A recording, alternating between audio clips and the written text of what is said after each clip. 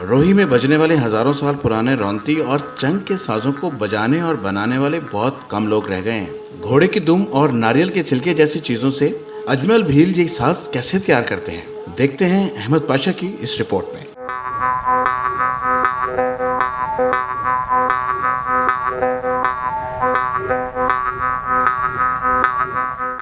इनको आखदन चंग। ये हज़ारा साल पुराना है अपने चोलिस्तान का। तो ये अपने वडेरे शौकिया वजेंदे हैं, सुनते हैं। बारिशां थी वेंदे हैं वाला टिब्बियां ते बह ते साज वजेंदे हैं।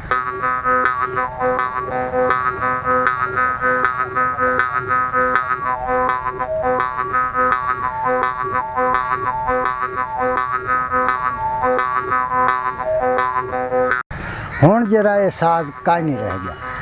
असां जरा इन साज को उजागर करने पियूं भई ये साज जरा मर ना वञे, कि पाकिस्तान का नाम रोशन करना इधर।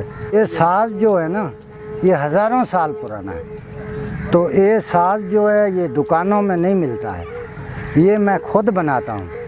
तो खुद बनाता हूँ और बजाता भी हूँ, गाता भी हूँ।